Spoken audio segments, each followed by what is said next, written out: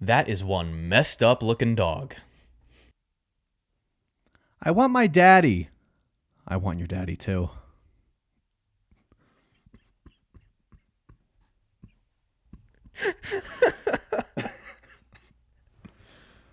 Ugh. Hello, everybody, and welcome to another episode of Franchise Deep Dive with Jake and Josh, the podcast where we dive deep into all of your favorite and least favorite movie franchises. I'm Jake. And I'm Josh. You like that?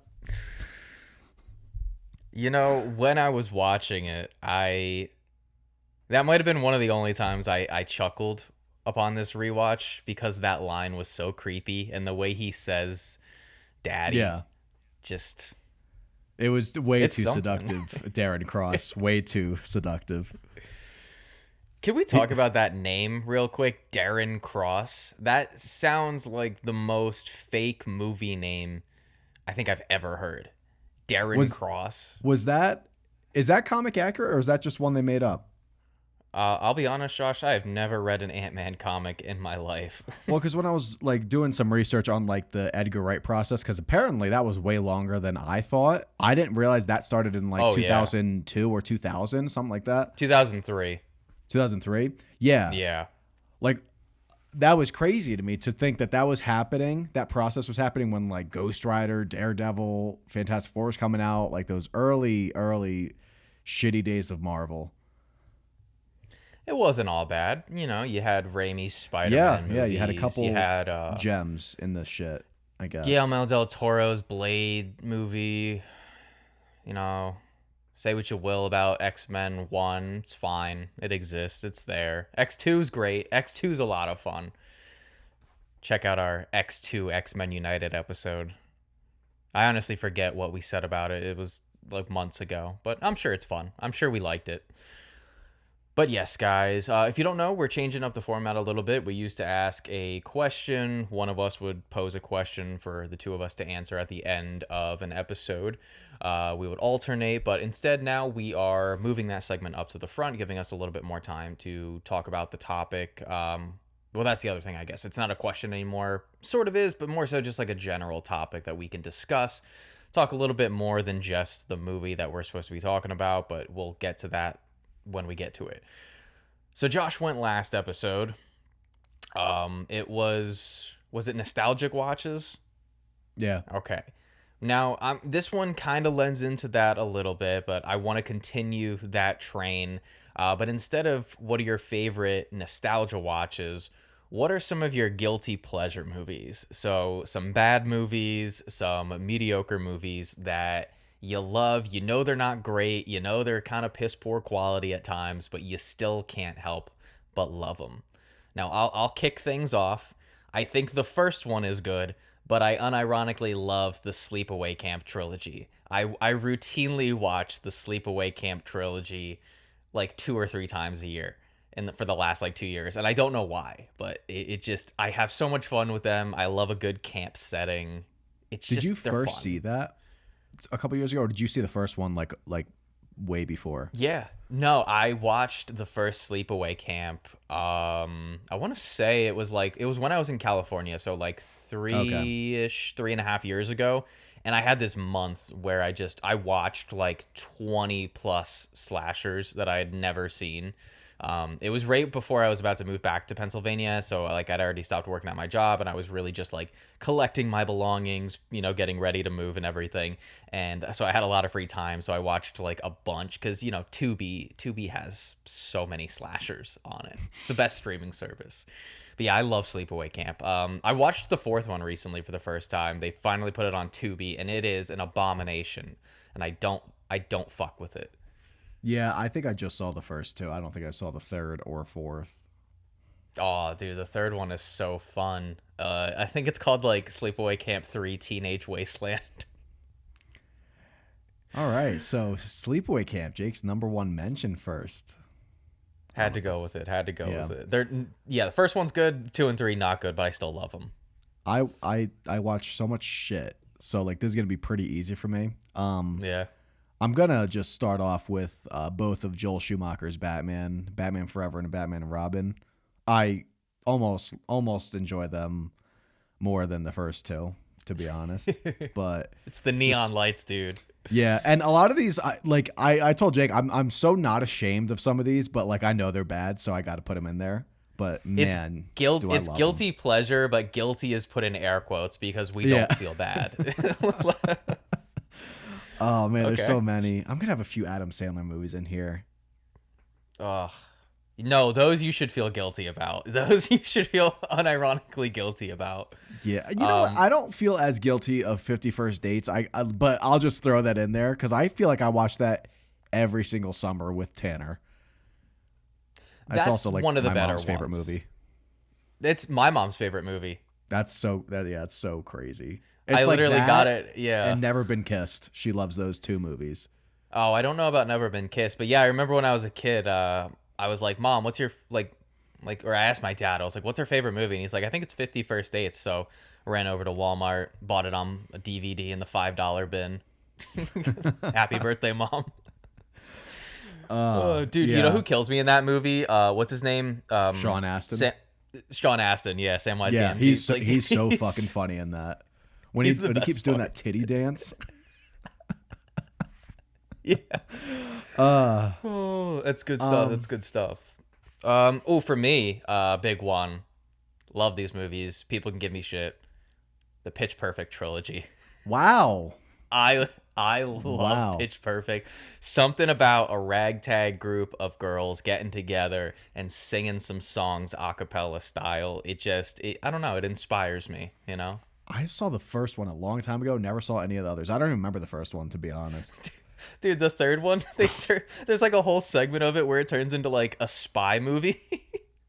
What? Dude, they bring in shit, why am I forgetting every actor's name this episode? I'm usually good at this stuff. The actor who voices I can't remember anything. The villain of Shrek. What's his Farquaad. The guy who voices Farquaad. Oh, yeah. He comes in and he plays Rebel Wilson's father. Lithgow? John Lithgow. John Yeah. Lithgow, thank you. Yes. Dude, in the second one, they have, in the first one, I know it's been a while, they have like the riff off where they all like sing songs back and forth. That's like the only thing I remember. In the second one, they have another scene like that. They have a riff off in all of them, but in the second one, it's in David Cross's basement. He's like this weirdo a cappella superfan, and he I throws, love me some David Cross. dude, and the prize is a $50,000 gift card to Dave and Buster's, and and one of the groups competing is the Green Bay Packers, and Clay Matthews comes out and he starts singing. It's so good. Wow. Well, yeah, I already know you're just rattling off trilogies because I already know you're going to be coming with another one at some point. Not Diary of a Wimpy Kid. I don't feel There's any no guilt about there. that. No they're guilt. they're good movies. They're unironically 6, 7 out of 10 movies. Wow. Okay, maybe not Dog Days. Maybe not Dog Days. A number like a top tier for me. Again, Yeah. not guilty, but like maybe guilty, but everyone loves it. Spider-Man 3. Yes. I mean, like yes. it doesn't really get more top notch than that. Oh man, there's so many. I mean, like Dude. any like DCOM that's not that good. Yeah. You know, any of those, All but of I'm gonna refrain from some of those because we hit a lot of those in the nostalgia one. Yeah. Oh man, Yeah. God, there's so many. I love so much shit. Flubber, oh, love, stinks, love it.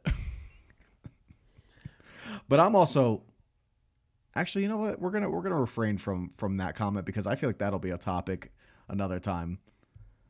Of actors you think are overrated. I think that might be my next topic. That's a good one. I'd have to think about that because like it's overrated is such a subjective term. So I guess it's just like who you think like doesn't deserve that amount of praise. Yeah.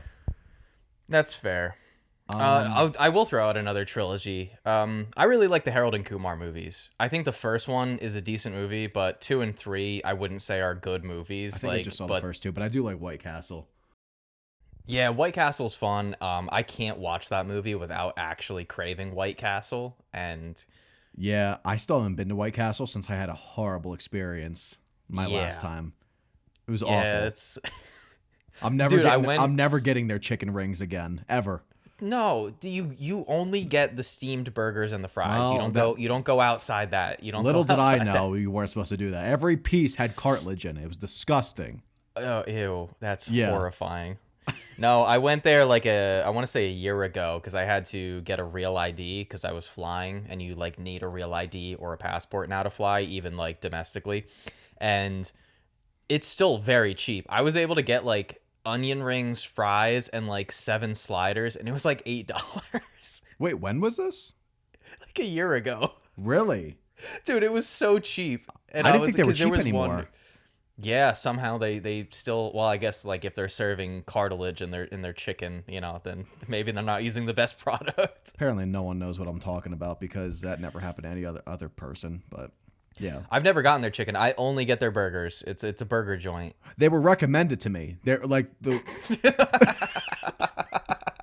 like I went with a group and like the guy was like, man, you got to get their chicken rings. So they're one of my favorite. I remember him saying they're like one of my favorite type of rings. I was like, what? And he was like, yeah, well, like peach rings are up there, but like White Castle. That's so specific. But he was like, but White Castle's chicken rings are up there for rings. I'm like, all right, Oh, let me oh get these God. chicken rings. It just doesn't sound right. Chicken shouldn't be in ring form. I know, yeah. They look like mini donuts, but not munchkins. They have the hole.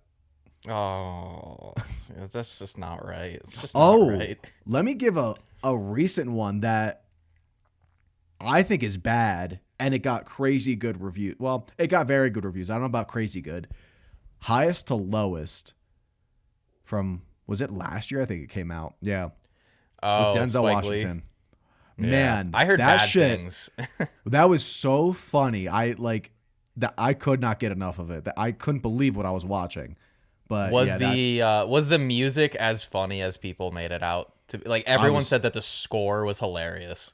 well, I remember the one scene where it's like a music Yeah. video, and I was like on my ass laughing. Oh, see, I had heard like the actual score itself was like hilarious in the movie. Like the way that they used music in the movie was beyond funny. I gotta watch. I've never seen Denzel give a bad performance until I saw that. I heard he's not very good in Gladiator 2, but I refuse to see that in Yeah, theaters, yeah. so never getting to that. Um, Neighbors 1 and 2. I don't know if people can. I know people probably like the first Neighbors. Yeah. They're fine, but I have a very guilty pleasure of watching, particularly I guess the second one. I think Well, I like Chloe Grace Moretz Yeah, a you lot. got a I don't crush know there. why. I do have a crush, but like I don't know why. I just like seeing her in things. Like I think she like I don't know if she retired from acting or she's just taking like a long break, but yeah. Oh, see. I got a great one. It's a bad movie, but I'm a sucker for slashers, especially when they're fun. Slumber Party Massacre 2. I think I just saw the first. The first one, legit slasher. It's solid. He's got the drill bit. The second one has a rockabilly killer with an electric guitar that has a drill bit on the end of the electric guitar. Actually, I might have seen that one, but I don't remember much of it. Dude, 'Cause that it sounds familiar. is a blast. It is so fun. It's so stupid and corny, and it's almost just like everything you want out of like an 80s slasher. So that's definitely up there for me. I feel like I got a lot of horror gems in here, but I'm gonna like. I'm trying to pull up some more here. I'm trying to pull up my likes on Letterboxd because that's actually going to be a better. I was just scrolling through all of my like anything less than like a 4.5 star. Okay, I'm not that guilty about this, but I love this movie more than I should. Super 8, the J.J. Abrams movie. I haven't seen that since it came out. It is a fine movie. It's one of those, it's like a 6 out of 10, but I love it like a 10 out of 10. it was kind of that like Stranger Things before Stranger Things Yeah. vibe, where it's like a group of kids, they're riding around on their bike, there's this big town mystery going on. Hmm. I love that movie. It's like I one of my remember favorite really, movies to watch in the summer as well. yeah, I remember really loving that when it came out. But like, Yeah, and I dude. bought it. I It's remember I fun. bought it too. I think I might have Oh watched it wow. once on DVD. Okay. Oh, you should Yeah. have listed that as for your summer watches. It once we were done, it like clicked with me that I had missed. I'd also forgot to mention Sleepaway Camp for summer because I always Yeah. watch those in the summer as well. You know what movie I love, and it's like not that great, but I love it again like a 10. Not Chronicle, Cloverfield. I love the first Cloverfield movie. I actually like it. It's been a while Yeah. again, but I remember it being pretty good. Like, but Yeah, I it's a again, it's fine been a. movie, but I also remember liking 10 Cloverfield Lane though a lot I when that like came 10 out. Cloverfield Lane a lot. Yeah, that movie's a very good thriller. That's probably John Goodman at his creepiest. Like he is genuinely Yeah. unnerving in that movie. Yeah. And Speaking of I John love Goodman, Mary Elizabeth Winstead. John Goodman. I forgot to mention this for the summer watches. Matinee. I don't know if you ever seen that. I have not seen that. I think Joe Dante directed it. Very fun, I love very Joe fun Dante. watch. But like it, I remember not. It's actually good. So that's not a guilty pleasure at all. It's actually I think it's pretty good. But I think I was the only one that was pretty high on it. Everyone else kind of was like meh on it. But Mm, but I think that same group also doesn't like Gremlins. So okay, yeah, Gremlins is awesome. Gremlins is fantastic. I think the highest it gets from that group is like a 2.5. That's silly and stupid. I got another one. I have a weird, maybe it's because it's when I was working at the movie theater. So I guess maybe it is a little bit nostalgia, but like I have a weird affinity for like from 2014 to like 2016 stupid silly comedies like Mike and Dave Need Wedding Dates. That's a movie that I know is bad and I Oh, yeah, I will don't know that. routinely it's Adam DeMan and is it Adam DeMan or Divine? I don't know how to say his last name. The dude from Workaholics and Zach Efron. It also has Aubrey Plaza in it as well as Anna Kendrick. It's like the two brothers who are they need to take dates to their sister's wedding, so they put out an ad to the Mhm. world like they're looking for nice girls, and Aubrey Plaza and Anna Kendrick do it. They answer to the ad and pretend to be these nice girls just to go on a trip to Hawaii. It's Wow. really stupid. It's Were you working when it came out? Like, did it get any yeah, business? Probably not. probably not. Probably not. I don't think it was a big hit. Um, Oh, there's recent always so recent many. ones because you brought up what was the recent one that you highest to lowest. Yeah, yeah. I brought this up in our one of our Halloween drafts. Terrible movie, terrible script, but Halloween Kills, the middle part of the recent Yeah. David Gordon Green trilogy. It has become a routine for me that sometime in October I get absolutely hammered drunk and I watch Halloween Kills to the point where I am screaming Evil Dies Tonight along with the characters. I have so much fun with that stupid movie.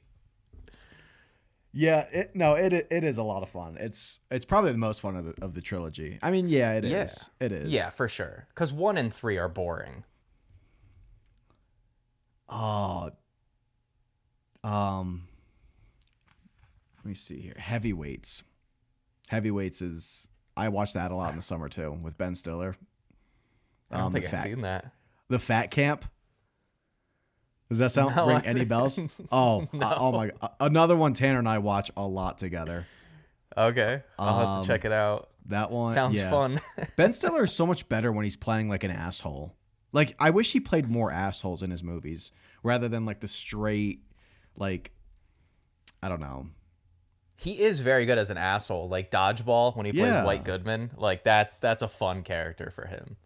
My milkshakes bring all the boys to the yard. And Yeah, they're it's like, so funny. He needs to but when he's an asshole, he's kind of like the same kind of asshole. He does like that same voice.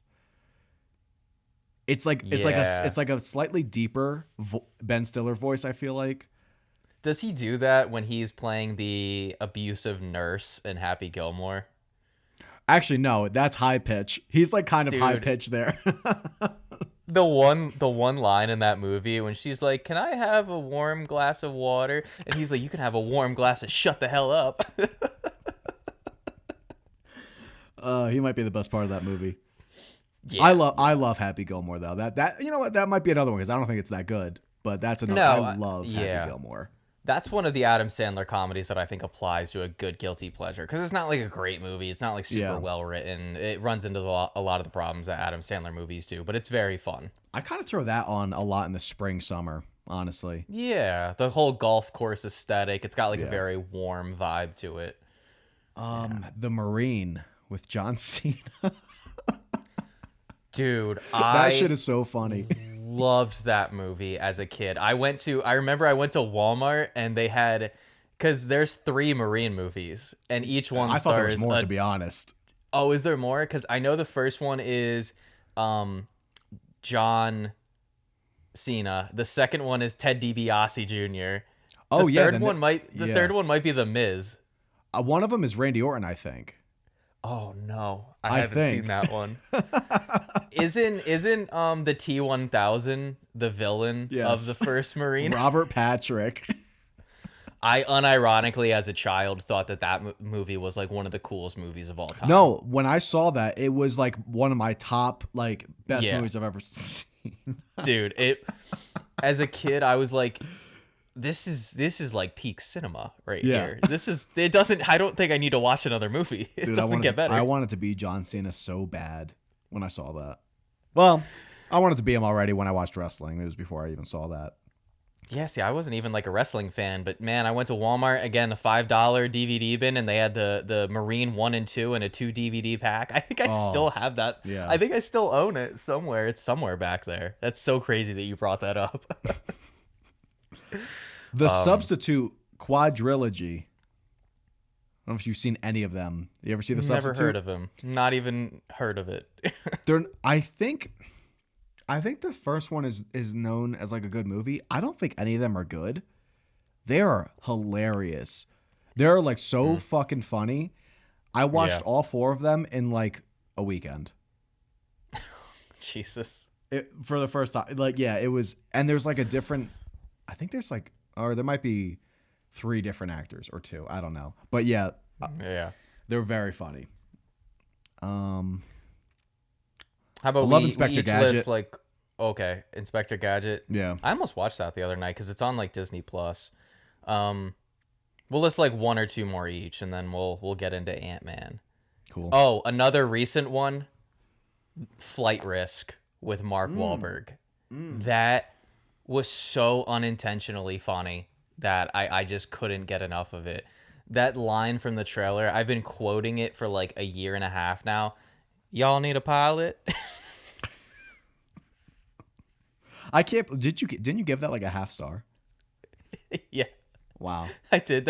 I just saw it on a half star with a like. Wow.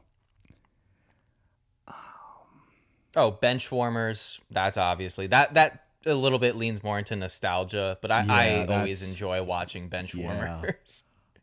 Because it has. I mean, he's not in it a lot. Nick Schwartzman, yeah. But Jesus Christ, I still watch it. I've watched it too many times, but I don't even know if I can't watch that alone. I can't. That's a movie I can't watch alone. I have to watch it with someone. Yeah. It's kind of like there's so many like that. Like Billy Madison, I actually really can't watch alone. I'm not a big Billy Madison guy. I'm not either. When I watched it, I was like, wow, this is a lot more infuriating than I remember. So that's when I'll only watch with like some friends or Tanner or something like that. That's most Adam Sandler movies for me. Malibu's Most Wanted. I do not like Jamie Kennedy except in Scream. I can watch that. That's actually Son of the Mask. I actually can't watch it. I cannot watch that. And I won't watch it ever. No. It's been so long. I won't watch that shit. That I don't even enjoy it. It's not even like so bad it's good. It's like painful. Nauseating to me. Like every Tim Allen movie for you? Oh man, Tim Allen is better than Jamie Kennedy. Well, yeah, of course. I don't know why you got such a vendetta. Oh, Well, he stinks. Max Keeble's Big Move. I watched that a few weeks ago. That is a banger. Yeah. That I kind of wanted to be him too when I was a little kid. I thought he was like cool. You wanted to move. You just really wanted your parents to like move you to a No, new I thought school he was like district. cool in that movie. A recent one that I watched. This will be my last one, but Big Fat Liar.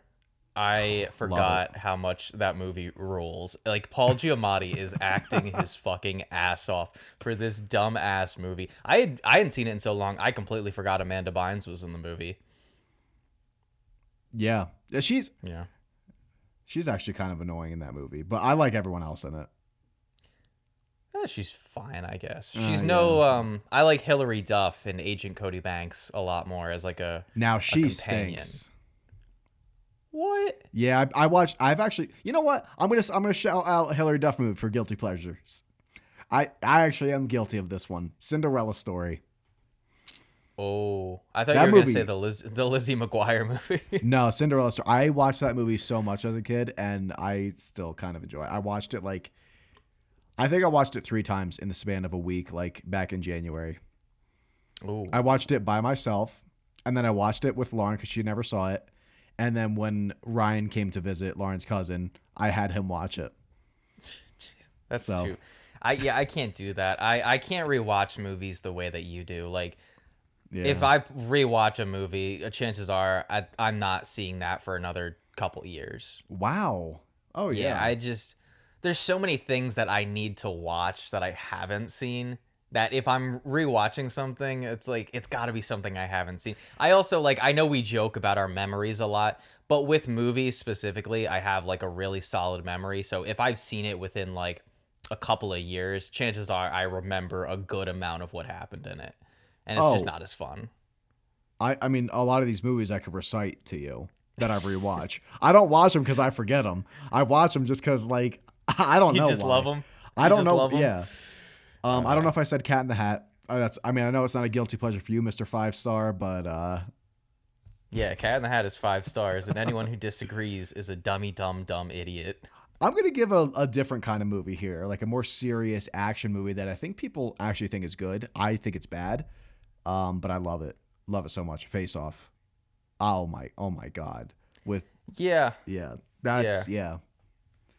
that's how I feel about like Actually- a movie like Commando with Schwarzenegger Mm-hmm. and a very young Alyssa Milano. Like I don't want this to sound pretentious, but I definitely think that there's a lot of times where like certain like 80s, early 90s action movies, some usually older men tend to think are like peak cinema. Yeah. Like I don't know who needs to tell you this, but like guys, Predator is not the greatest movie that has ever existed. It is Still a see fun it. action movie. Oh, well, it's Yeah. good. It's nowhere near as good as like Alien or Aliens, but it's good. Yeah, But- it would always get compared, and I'm like, I feel like it's not even in the same. Just because like, they crossed over. That's the Yeah. only reason, I think. And like I think it's Predator 2 where the guy Danny Glover's like walking through like this place and he sees like the skull of a xenomorph and that people are like, "Whoa, they're in the same universe." And whatever. yeah, I've only seen Alien versus Predator when I was a kid. That movie sucks. It's ass. Yeah, it's not even. It's guilty better than pleasure. the sequel though. Requiem, Alien vs Predator Requiem, that's Mm. much worse.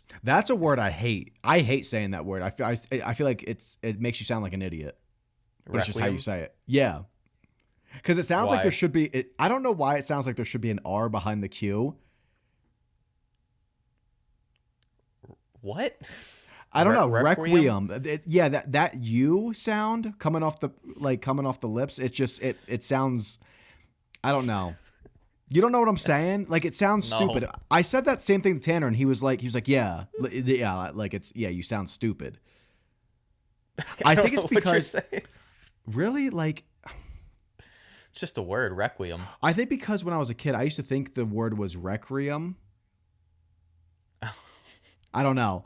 I think requiem sounds dumb. I think it sounds really stupid. I think it's because like I feel like a common thing, like I don't know if I feel like it's a common thing that girls do. I know Lauren does it a shit ton. She'll replace an R with a W. So like if you say like a treat, she might say tweet. So that's what I think of. So it's you don't I don't know if that's as much girls as small children who do that. no, because I've seen that on like Instagram also. Like it's A tweet? say the word again. Just say it again. Requiem. Yeah, that sounds silly to me. That say it again. I can't do this. I can't do this all the day. Okay, any last ones, and then we got to move on to Ant-Man. Yeah. Vampire's Kiss with Nicolas Cage. I feel like we just didn't say enough Nicolas Cage movies. Oh, okay, fair. Ghost Rider with Nicolas Cage. Nice.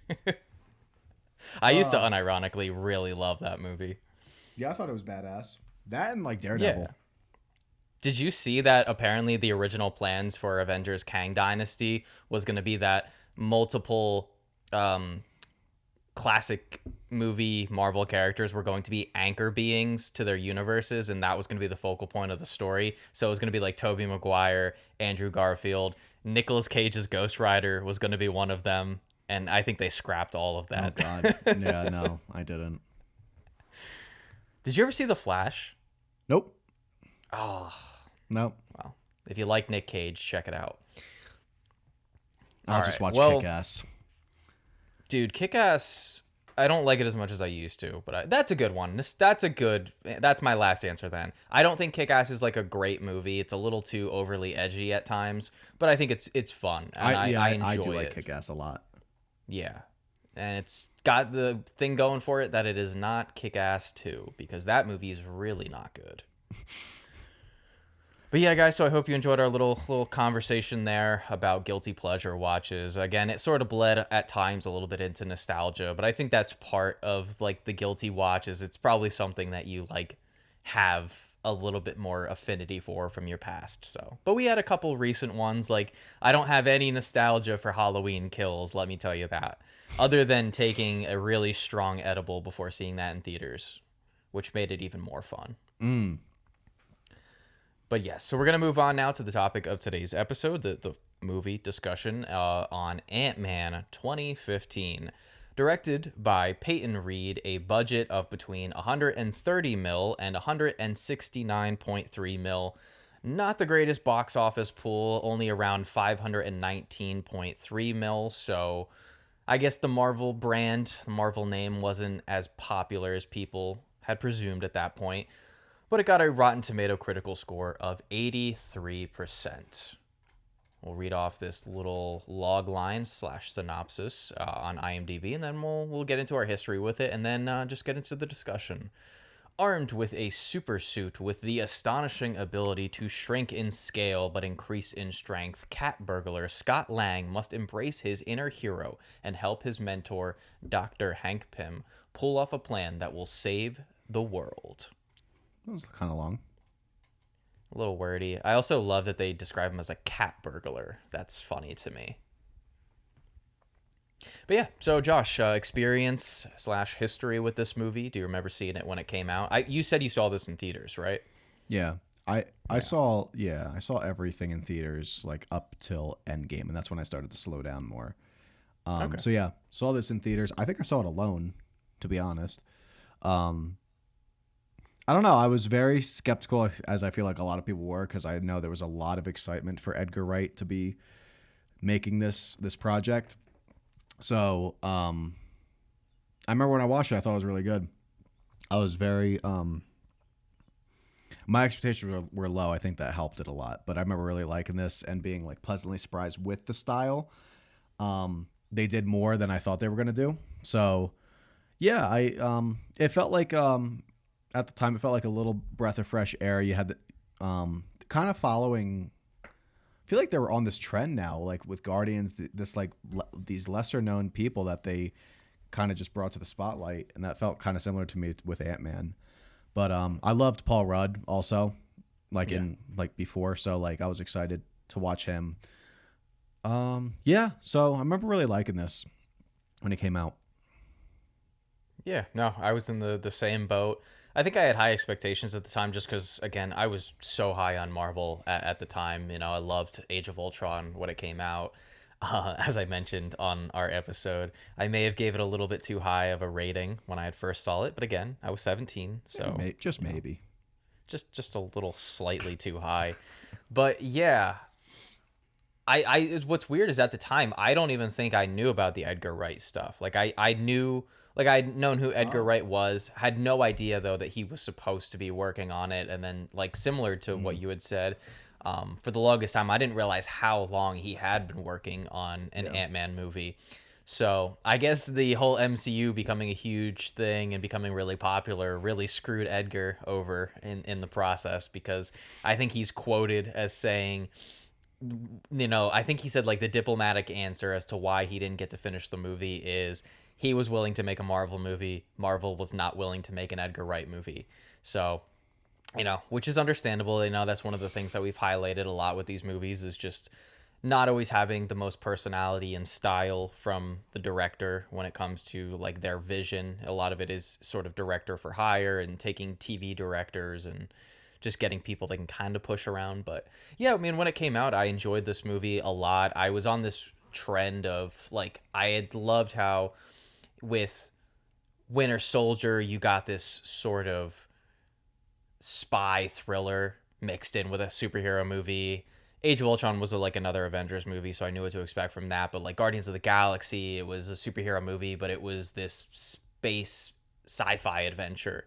So it felt like they were taking the superhero formula and kind of blending it with other things. And I felt the same with this movie. Like I was very defensive of this and was like, yeah, it's so awesome. It's like a superhero movie, but it's also like a heist movie. And like to some extent it is. But yeah, I remember, being very high on this when it came out. I don't think like one of our mutual friends, who at the time had claimed it was the best MCU movie upon its release, I wasn't in that camp. I definitely had liked, the previous ones more, like Age of Ultron, like I said, Winter Soldier, Guardians of the Galaxy. But yeah, I remember really enjoying Ant-Man when it came out. Same with you, though. I had always loved Paul Rudd. So just Paul Rudd being in the movie. Yeah. I was also a really big fan of Lost as a kid. Like, I think when I was like 12 or 13, I had watched all of Lost on Netflix. I think they'd put it on. And so to see Evangeline Lilly, who's like one of the main characters on Lost, and I had never seen her in anything else, so to see her pop up in an Ant-Man movie I thought was really cool. But Yeah, and little did I know that like this move for Paul Rudd, I don't know if it hurt his career. It just kind of, I don't like that he became entirely like family friendly Paul Rudd. I think before this you got a lot more like R-rated funny Paul Rudd movies, and I feel like after this, I don't know, he like him in 40-Year-Old Virgin is it just feels like he still feels like Paul Rudd, but it's just like I don't Yeah. know, there's just like this like a little bit more like fun, like not edginess, but I don't know, he just yeah, became edginess, yeah. yeah, but he just became a little too family friendly after this, where I don't know. I still love Paul Rudd, don't get me wrong. Yeah. It's just Well, I'm trying to think of like R-rated comedies that he did post It- Ant-Man. it might have, oh yeah, I'm trying to think of what he like all his ones before this. I mean, it probably wasn't even that many, but it just felt like there were. I don't know.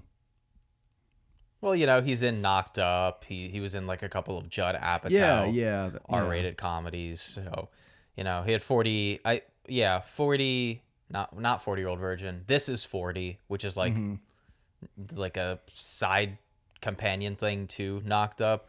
Yeah. Same characters, with Leslie Mann and everything. So I was trying to type in Paul Rudd because I am really curious because I feel like he kind of slowed down. Like all I can think of in recent years is, oh I know he had God, that you know what I'm thinking show. of? Do you ever see Dinner for Schmucks? Yes. That movie is so bad. Yeah, that stinks. That stinks. Oh Oh, no, I Love You, did. Man, which he is very like straight but it's still Yeah. like an R-rated comedy where he's I Yeah. don't know. It could be the cursing element. I just feel like he doesn't curse anymore like he used to. Did I you don't see know. Friendship though, with Tim Robinson? No. Oh, Oh, yes, I the did. A20. Yes. Yeah, okay. I'd forgotten about that one, but yeah, that's definitely a fun R-rated comedy.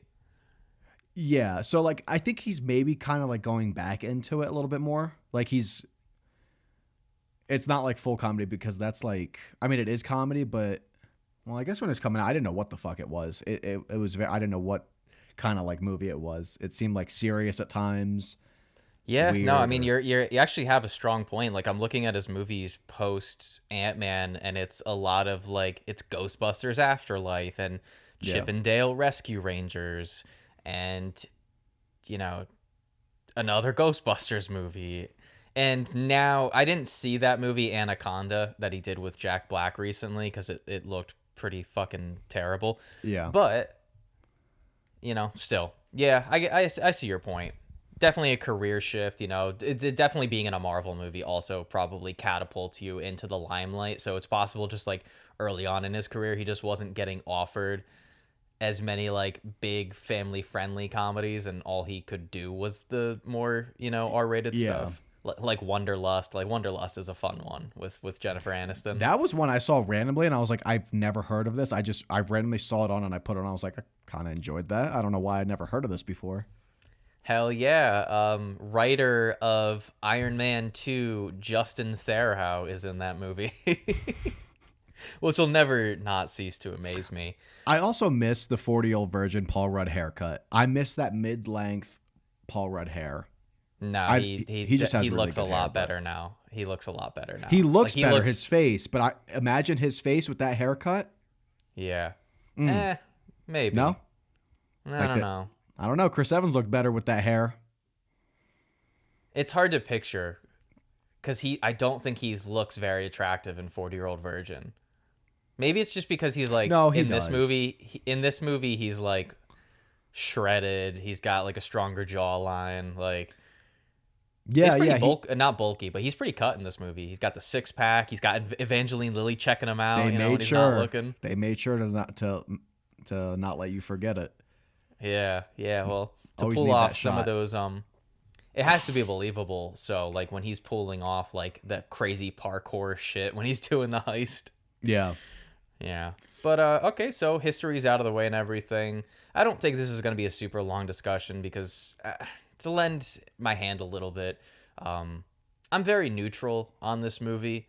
I think there are some fun sequences, but I would be lying if I said that for a majority of this movie I wasn't checked out mentally. Like it just wasn't gripping me. I was finding a lot of scenes that I used to think when I watched this movie were really funny. Like a lot of the stuff Yeah. with Michael Pena's character, I used to think was fucking hilarious, and it just didn't strike me this time. Yeah, the montages of him like doing the voiceover over the people was definitely funnier when I first saw it, but then I kind of like it's fine. Like it didn't really do Yeah. anything for me. There's still a couple parts from Michael Pena. He's swinging like 100 times. He's going to hit a couple. Like I still think I think it's in the trailer the how'd you do that, bro? That's still funny. I don't know if it's just his delivery. Yeah, when he- yeah. but- I guess it's not that it's bad. It's just I used to think it was funnier, and Yeah. maybe it's like with most comedies, like they don't always land on repeat watches. But you went from what I seen on Letterboxd, you went from like a pretty big like high kind of high. Always point got to then bring up the dip. letterbox. When I rated it the 2 stars, I it wasn't a rewatch. I think I just dropped it down randomly Wow. one day. Yeah, it's not like I rewatched it and Must gave have it been 2 just stars. mad that day. And I think I was just adjusting a lot of like my MCU Marvel ratings. And so like I was like, yeah, in my mind, like Ant-Man's probably like a 4 out of 10. Didn't rewatch it. It's not like one of the ones I rewatched. And yeah, I mean, even my score now, which is higher than that 2 star, it's more of like it's a competent movie. Yeah. There's nothing that great in it. I think in terms of like creativity, the best that you get are the sequences where he shrinks down and you're getting like, some cool VFX stuff with like him inside the tub the first time he shrinks, and like the water is like this giant wave of water even though it's in a bathtub, or some of the stuff with like the ants is cool. I think that's actually There's, one like, of the a lot of sequences that. I really liked. Yeah, that's the thing. Like yeah, there's a lot more. Even when I like rewatching, I was like, I didn't remember how many sequences there were, and they are having. They could have easily just done a couple scenes and like really shortchanged it, but they don't. Like it is Yeah. sprinkled throughout the movie, and I think they are having fun with that.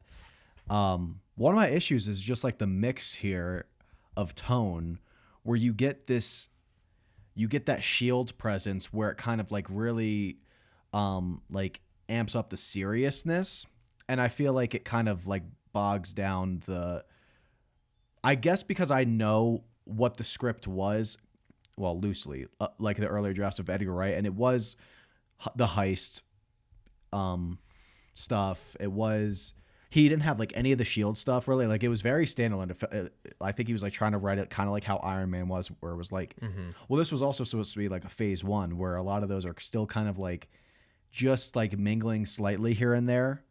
But now that it's in phase two, they do a lot of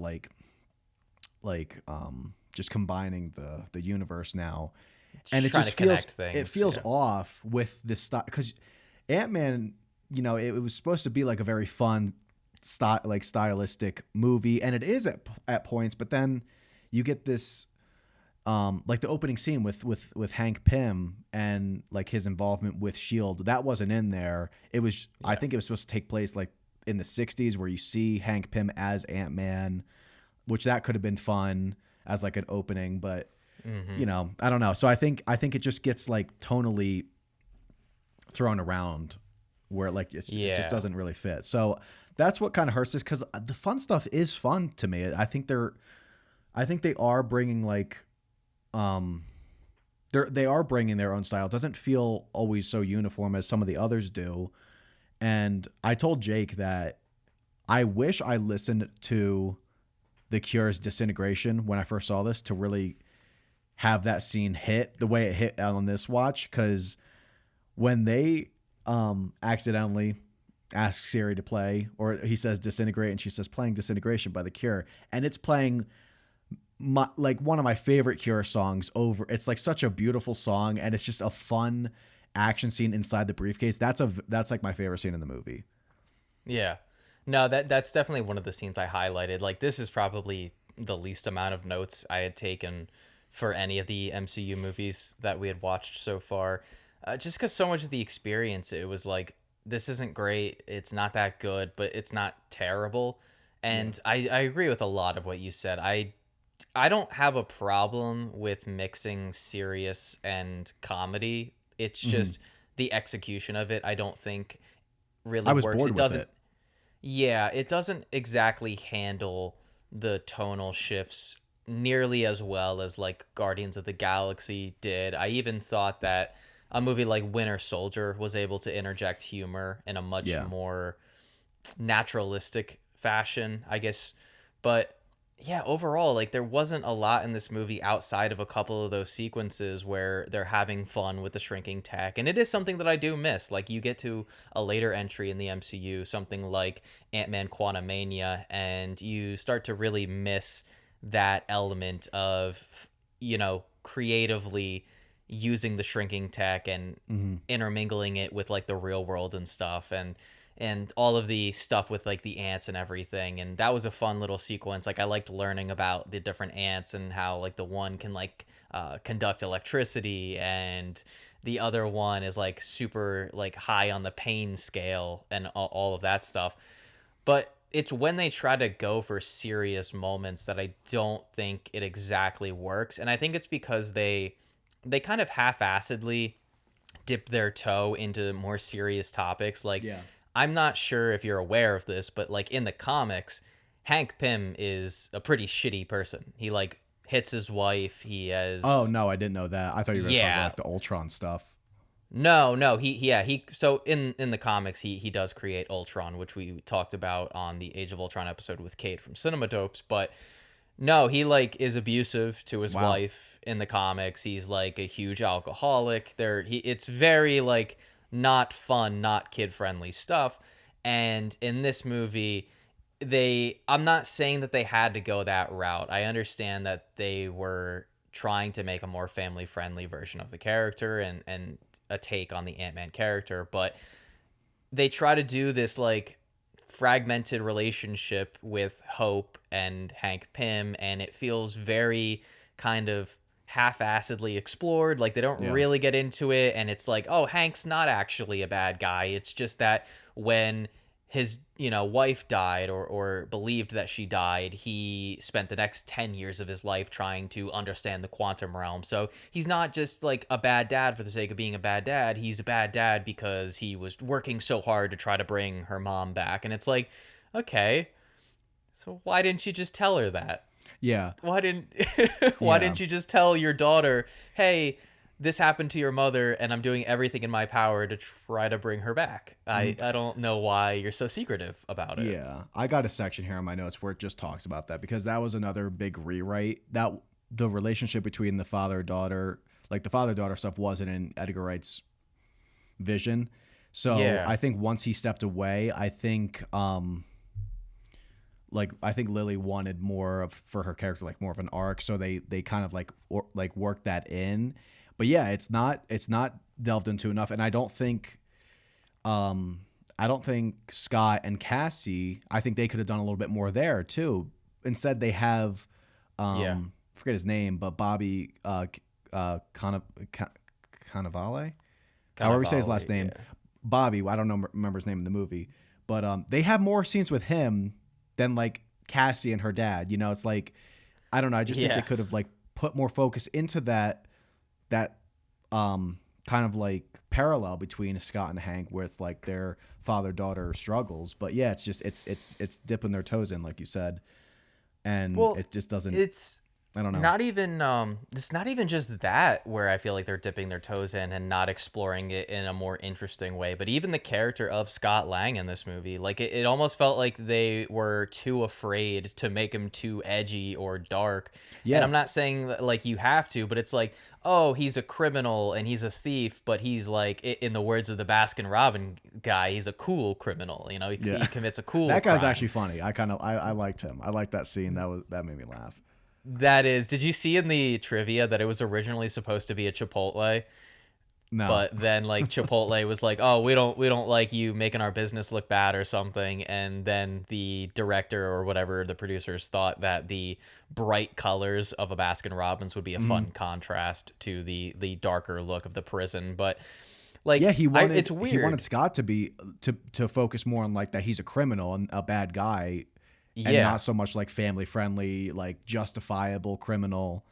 Exactly, and that's another issue that I don't remember having, but upon this rewatch, it really struck me, and it's like I'm getting sort of Winter Soldier vibes, and a lot of the issues I had with the script in that movie is them not really diving fully into these concepts and themes that they're trying to tackle. And with this movie, you almost have a non-existent, fake, transparent character arc with Scott, because he doesn't really go on a journey of self-discovery. He doesn't really change that much of a character. He starts the movie as a guy who did a crime that many would could be consider an act of heroism, like almost like a Robin Hood type act, where he's stealing from the rich and giving back to the poor. And but the way that the characters treat him in the movie, it almost feels like a rewrite, Yeah. right? Like the way that his ex-wife treats him, the way that his ex-wife's boyfriend, husband, I forget if they're married or not, but Bobby Cannavale's character, he treats him like an asshole. Like everybody treats Scott like he's this terrible person when what he did was a good thing. Like this company was doing bad things, and yeah, he made a poor life decision by robbing them, but he did it for the greater good. The greater good. Greater good. Sorry. The Yeah. great I had a hot fuzz moment there. um but Yeah. yeah, it Yeah, I just agree. yeah, it just feels like so many of the elements in this movie, they're almost we're getting to the point where the MCU movies feel too sanitized, to where they're trying out these interesting concepts but not willing to fully commit to them. Because I think it's a much interesting movie if, yeah, Scott is a bad guy. Maybe he doesn't pull off this crazy crime for the good of the common people, and he actually was just a thief. And now you have an interesting setup for a character in this movie. And I don't know why they say shit a bunch in this. I feel like I remember hearing them say shit. Yeah, but it's like a PG, it's like a PG swear word. It's like Is not it? really. Yeah, like it's like, like 13 That's not a year PG olds. swear word. Get the fuck at it. No way. Yeah, it is. It's not like fuck. Like fuck is the No, one you yeah, can't I think say. fuck, but I think ass is more like PG than shit. Well, yeah, I'd say they're on the same level. Well, yeah. So that Yeah. I had, oh yeah, but well, back to the Hank Hope thing. Yeah, I don't really get, it's almost like over dramatized for no reason, because he Yeah. says, I was trying to protect you, but what are you protecting her from? I don't get it. Like, she still believes that her mom's dead. Shouldn't she believe that she died a hero? Wouldn't that actually be better than, like, I don't know. And um he said, he has this line where he says, I lost her. I didn't mean to lose you, but you like kind of like pushed her away. You sent her to boarding school Yeah. and you didn't actively try to have a relationship. So I don't know. I don't buy into this like apologetic Hank where it's like, I didn't mean for this to happen, but it doesn't. Why'd you ship her off just so you could focus more on like this quantum realm that you're not even telling her about. It's like you're actively doing this stupid shit. I don't know. It Yeah. just like, it just didn't No. seem thought out. Yeah, it very much felt like a Thor Dark World situation where it's trying to conjure up these emotions from the audience, but it's not willing to do the legwork to actually make you care about these characters. Like, it's, again, it just feels a lot. It feels very half-assed in its exploration of its themes and its characters and these storylines and subplots, to where you're not really getting satisfied or filled up by anything this movie is accomplishing. Yeah. Like, it's really, yeah, there's a couple of fun action sequences. Like, I do enjoy the final fight with the what's it, Yellow Jacket. I like how, they're throwing around the pin particles, and you get like a Thomas the Train that grows really big. Yeah. And That the was ant. that was one of the like first things that were put in the script. I think like having the final battle set in like a little girl's room, which Yeah, see, like, I love that entire piece. yeah, exactly. So it's not like everything in this movie is bad. It's just like what it's trying to tackle from a script perspective just feels very underbaked. And like by the end of this movie, I just don't really care about any of these characters. I don't Yeah. really like, yeah, it's the little girl is cute, like her relationship with Paul Rudd. Like I to this day, I think his reaction when he gives her the little ugly bunny rabbit toy, and she just absolutely loves it even though it's a hideous toy, and she's like, it's so ugly, I love it. And you just like, it almost like feels like a genuine reaction from Paul Rudd. Like, he just like smiles like and laughs, and it Yeah, feels like a I think nice you could have a genuine lot of good moment. stuff there if you just focused a little Yeah. bit more on that. Yeah, and it's like, again, I mean, I don't want to repeat myself, so for the sake of time, that's just kind of where I stand on like the script and the characters in this movie is like. Yeah. And I think it also ties into what you said. Like, it doesn't balance out the humor and the serious moments very well. It feels a little choppy. I will say too, like, even though I enjoyed some of the action sequences from like a more technical perspective, the editing at certain points was kind of bad. Like, there's a couple fight scenes where it feels very choppily edited, and like the one that stands out to me is in, I guess not the climax, because I guess that would be the fight with Yellow Jacket, but when they're pulling off the heist and they're in that room towards Where it the has the end, and like, model, um, or is it after I, that? it's when like it's like when he points his gun at Hank and Hope points her gun at Oh, him, yeah. and like there's that, like, he, like, Scott is trapped in that little thing, but then uses like the pin particles to break out of the glass. Like, when that whole fight scene kicks off, like, I was noticing like a lot of close-up shots. It's cutting every 2 seconds. It felt very like disorienting, and it didn't feel like the rest of the movie looked that way. But there was just, I don't know, just a couple of technical moments where I was like, well, that, and just like, I don't know, me with my cinematography complaints, but like, there's, outside of like some of the VFX stuff in this movie, I thought the movie had like a very boring look. Like, it didn't, like, nothing about it read like, hey, like, this is like a creative shot or a creatively done sequence. Like, I don't Yeah, know. I think it really only, I think it mainly stands out with those action sequences. Yeah, and Like it's that. frustrating because like you think back to like Edgar Wright working on this movie, and like this feels like a character that Edgar Wright could do so much fun, cool, unique, creative stuff with. Like, you go back to the Cornetto trilogy, or even something like Scott Pilgrim versus the World, or even Baby Driver, and like the creative way that he uses like montage and editing and cuts and the camera to, for comedic purposes, for storytelling purposes. And the whole movie reads like a ton of missed opportunity. Like, I wish that I didn't know that Edgar Wright was supposed to do this movie, because I might be more favorable towards it. Yeah, it's hard to like not think about it, because it still becomes like the biggest what if in like the MCU. Like, Yeah. So we could talk a little bit about Darren. Not too much to say, but I got nothing. I I got nothing. I texted Jake that this man's scream is so intense, and I feel like it happens so many times in the movie, and it's the same fucking scream. It's like it's a crazy, like, painful scream. It's, oh my god, when he screams, like when he's in the light, what are those lights called for the moths? They're like the electrical lights. Bug zappers. Yeah, when he's in that, killers. and he just gets like woken up with this horrible, like, crazy scream, and then when Scott like shrinks himself into his suit, he just does that same scream. It's crazy. I want to like just get an audio clip of that and just make that your ringtone. Yeah. My text tone. Anytime I get a text. But it's just like, it feels like any Iron Man villain, really. Like, it's this is like Iron Man 1, but just not as good. Like, literally, like, it's a character also, who's like, going on this like self-discovery journey, trying to redeem himself, fights a villain with the same exact suit. But at the very least, I may have not liked Obadiah, but at the very least, Obadiah had a personal connection to Tony, whereas Darren and Scott have like nothing with each other. Yeah, and again, the same issue. He just comes off evil as soon as you see him, but he's like also mixed with, like, he's kind of a baby where he's just like desperate for Hank's like approval. Yeah, he just like wants that. Could be something. That could be something. It's just trying to like juggle too much, I guess.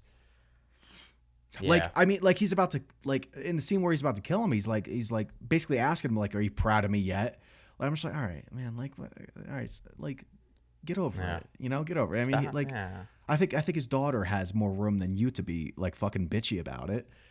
Yeah. Yeah. Like, stop it, man. You're embarrassing yourself. I do think his suit looks really cool. I do love the look of the Yellow Jacket suit. Yeah, that's a cool suit. I love its like little beams. I also read too, and I don't know how true this is, but apparently when he shoots the little beams of blue light, it's the same sound effect that the AT-ATs use in Star Wars. Like, do you know what the AT-ATs are? Like the giant. Not really. From like Empire Strikes Back, like the Hoth battle scene, the snow planet. It's like the giant walking things. Oh yeah. So like when they shoot, it's apparently the same noise. I love that the trivia. Like, are you able to just like, because Disney owns both? Oh yeah, that's right. Yeah. Did they? No. When did they acquire Marvel? Forget like when they like bought them out. It was either Captain America 1 or the Avengers, and then they also they bought Star Wars in like 2011 or 12, one of those years. So by this time the mouse had it all, like Thanos collecting the Infinity Stones, like just getting all of them. I'm surprised Disney didn't try to buy Warner Brothers. How about Darren's incredible shot with a pistol, like nailing Anthony, the like his main Scott's main companion that he flies on. Oh, Anthony? Oh, Anthony. Yeah. I mean, he just fucking nails him by like the third shot. Yeah. The man's got pinpoint accuracy, man. Hawkeye's got nothing on him. And when they're in the chopper, he just changes into the Yellow Jacket suit in seconds. Like seconds. Okay. I am so glad that I wasn't going crazy, because like I thought that I had missed something, and I was so confused. I was like, wait, how did he get in that so quick? Like, yeah, no, I thought I missed it. I thought I mentally checked out so hard that I missed something. Yeah, because it's not even like Scott is hanging on the like thread outside Yeah. the plane for like a long time. He kind of just like it's like 5 seconds, and he comes back in, and he just like rises up in the suit.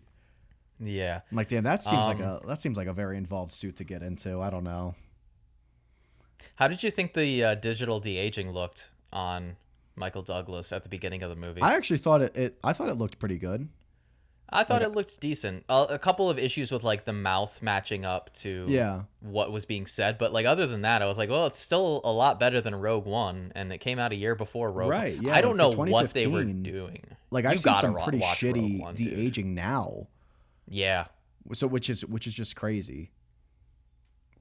I still think they do a pretty good job in The Irishman, other than when he's like the scene of him kicking the dude. That's funny. I know, it's just it's so hard to like just get behind sometimes when you're that old. I And know. I've seen also in The pictures of like Irishman, he cannot shoot a gun. I don't know what the hell that was when he shoots his gun and he like does that every time he like shoots it. I'm like, what is that? It's dude, like a it's like fucking you gotta toy. you gotta throw the bullet at him, man. You gotta throw the bullet. He's trying to do like the Matrix curving thing. No, I had one last question for you. I'm trying to remember what it was. Was it why did Darren go after that family that was just cooking outside their home when they fell in the pool? No, that made sense. Um, He just turns and like go and like walks towards them and shoots their table. I feel like I had another question, but no. I guess my last note, because I can't remember what I was gonna ask you, but I really thought that when I was watching it, one of the like 5 notes I took was the whole backstory scene with Hank and his wife doing that mission to stop that missile. All I could think in that moment was this sounds like a much more interesting movie than the one that we actually got. You Like think a so? husband and like imagine if that was the movie that we got. Like you said it in the 80s during like the Cold War, so you're kind of getting like Captain America 1 vibes where it's like set in the past. You can establish that would be probably my ideal world is like the first Ant-Man movie establishes Hank Pym and his wife in the 80s, and that way that character is already there, and maybe like the end or the post-credit scene of that movie have it take place, have the movie released before Age of Ultron. Yeah. Then you have Hank in Age of Ultron, you have him create Ultron and not Tony, and I think it's a lot cooler for the universe. But like I don't know, the whole like a husband and wife thing, like you know both of them going on missions together during the Cold War, like that sounds kind of cool as Yeah, I mean, opposed you to like had Captain a America in the bare bones 40s, but you heist didn't have movie. anyone hitting the like another like period. Not So, yet, not until Captain Marvel. yeah. Oh boy, the 90s. I know it's the 90s because there's a blockbuster. Yeah, that's cool. I have one more note here. Well, it's like two more, Yeah. but it's within the same scene. I still think the what you haven't heard of me. No, you wouldn't have heard of me. It's still very funny. That was what I was going to ask you. How do you feel about the whole Falcon scene? Because I think it's really stupid. Oh, well, I think it's weird that there's like no hesitation in like killing him immediately, but like they don't. I mean, usually they don't try to like kill a villain, like they don't kill Loki. They like they arrest him. So I don't know. I feel like the decision They to do just like start arrest shooting. him, but they in the Marvel universe they have no problems killing people. That's like a Batman thing. And I guess Superman kind of. But yeah, in the MCU they have no issue killing people. They're Captain America is fully firing guns. Sorry, Jake. Give me 1 second. I gotta actually plug this in. I thought this plug was turned on, but it's not, and I just saw my battery is low. It's all right. We're wrapping up the end. We got technical issues. God damn it. Oh.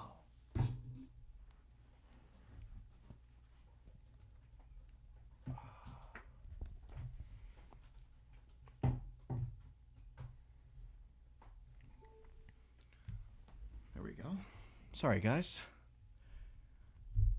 I'm not in Oh, my we're element back. here, so As you can Yeah, see, it's if a you guys different are atmosphere. unaware, Josh changes his location he records in quite frequently.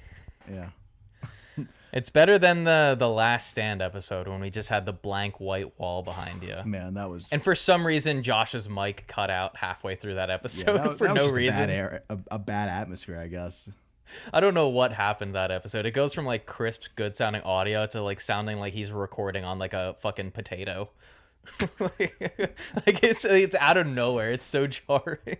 Yeah, I don't know But what yeah, the hell so I happened guess there. that's my final question is like the whole Ant-Man going to the Avengers compound and like having like a whole altercation with Falcon.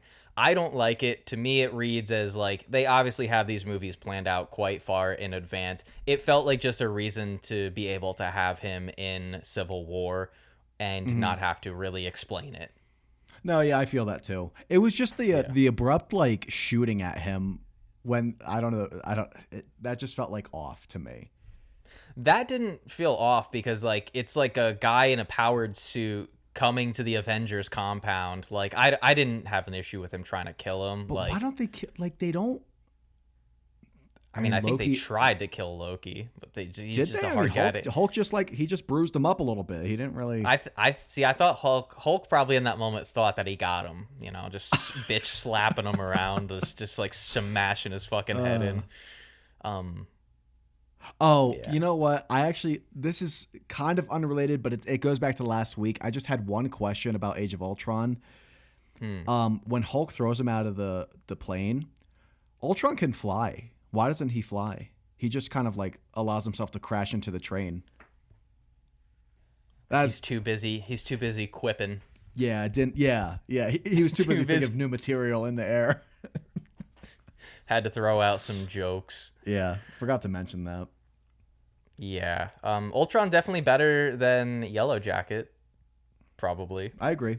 Not Yeah, not yeah. a high It bar. sucks because like you finally get a movie where they are doing like some cool stuff. Like I really do enjoy some of the stuff happening here, and it's not even like there's a lot of bad. It's just there's a lot of like missed potential, and there's a lot of like just average Yeah. stuff within the movie. So yeah, No, I agree. It's more of a frustrating experience than it is a bad experience. But, yeah.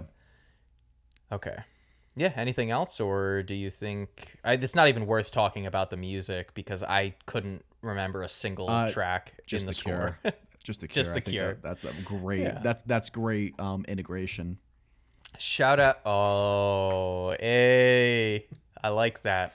I like that wordplay. Shout out Thank The you. Cure, guys. Go check out The Cure.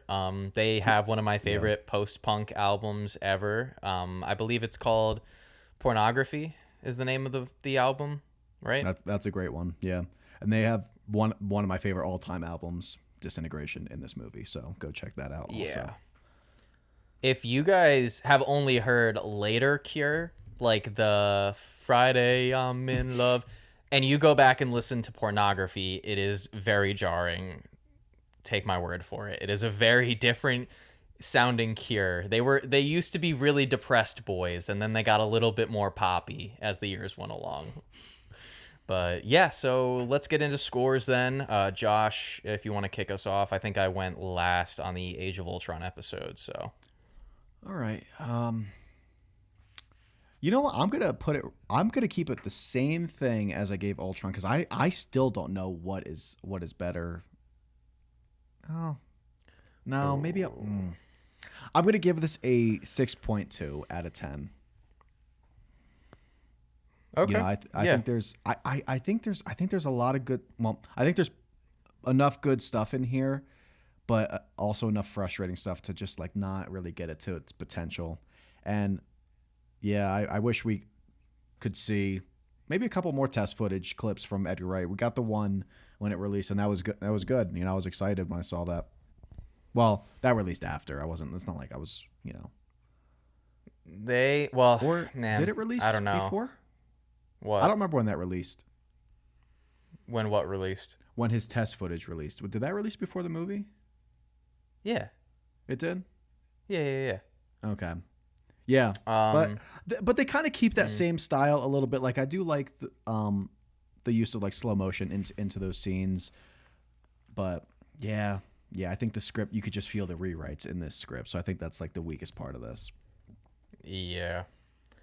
No, I mean, I was when I initially rated it on Letterboxd, I was being a little bit more generous. I was being a little bit more forgiving. But just after this discussion, like I'm finding more and more flaws in the movie and less things that I think positively on when thinking back on it. And I think it's just a movie where it's like, if really all you have to offer me is a couple of fun VFX action based sequences sprinkled throughout, I don't really see a need to return to this movie or rewatch it then. Like, I can just watch those action scenes on YouTube if I really want to revisit them. There's not really anything that's like pulling me to rewatch this movie from its entirety, because I just don't really get into the characters. The script itself feels a little bit underbaked, or too many cooks in the kitchen, however you want to phrase it. But yeah, I'm gonna land at a 5.5 out of 10. Better than Age of Ultron. What did I give Age of Ultron? I think you gave it a 5, and you were even talking about 4 Yeah. territory. Yeah, I would rewatch Ant-Man before rewatching Age of Ultron. I find Age of Ultron a lot more underwhelming, a lot more boring, and a lot more of the narrative decisions pissed me off more than just like disappointed me. But yeah, it was this was one of the more disappointing rewatches, because I did used to really like Ant-Man when it came out. So yeah. All right. Well, All right. I genuinely don't know what's next in the MCU timeline. Is it Civil War? Civil War, right? Is that what's next? Hold on. I'm pretty sure you're right. It's not Doctor Strange, is it? No, I thought that was no, Civil War was May. And then And yeah. I think Doctor Strange was after that. Yes, cuz I remember I was working at the theater when Civil War came out, and I was at school. I was at college when Doctor Strange came out. Yeah. Yeah, Wait, it's Doctor Strange. was Homecoming 2016 as well, or was that 2017? 17. Okay. All right, cool. Well, as long as Josh is right, I'm pretty sure he is.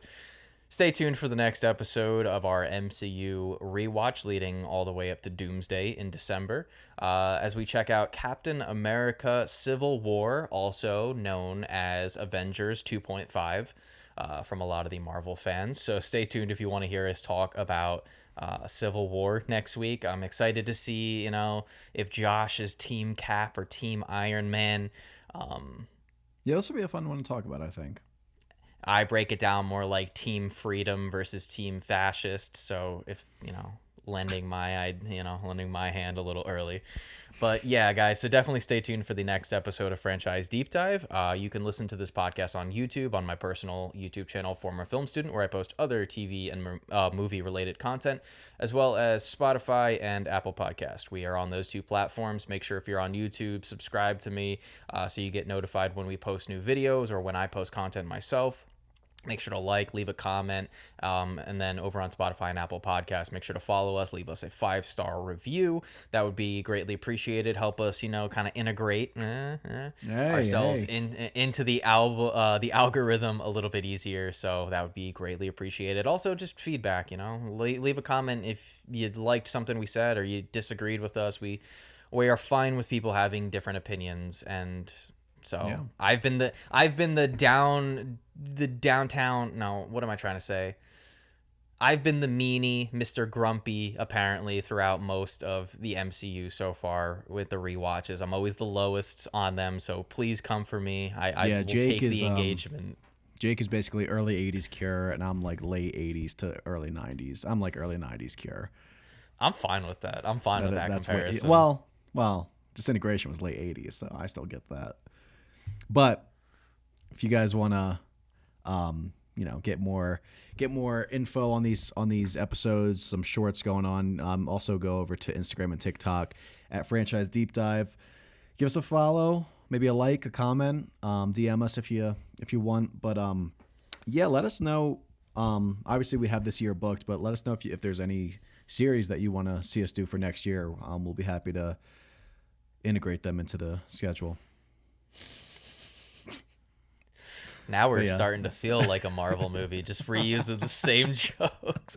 Yes, I gave guys normally. Well, I was the one who planned out Scream and doing the whole MCU and X-Men and stuff. So I gave Josh free reign of picking our schedule for 2027, and he's still very much looking for ideas. So let him know what we should do for next Yeah, year. Jake had the easiest job of all time. Hey, let's just do the MCU. I got 26 covered.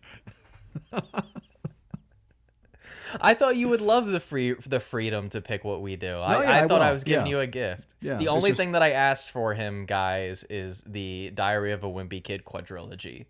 That's the only thing I asked. Yeah. Can't wait. Well, no, we have to do the 4 live action movies and then all of the animated ones too. Man. Maybe we'll see. We'll see. All right, guys. Catch you on the next episode of Franchise Deep Dive. That's it for us over here. Goodbye. Later.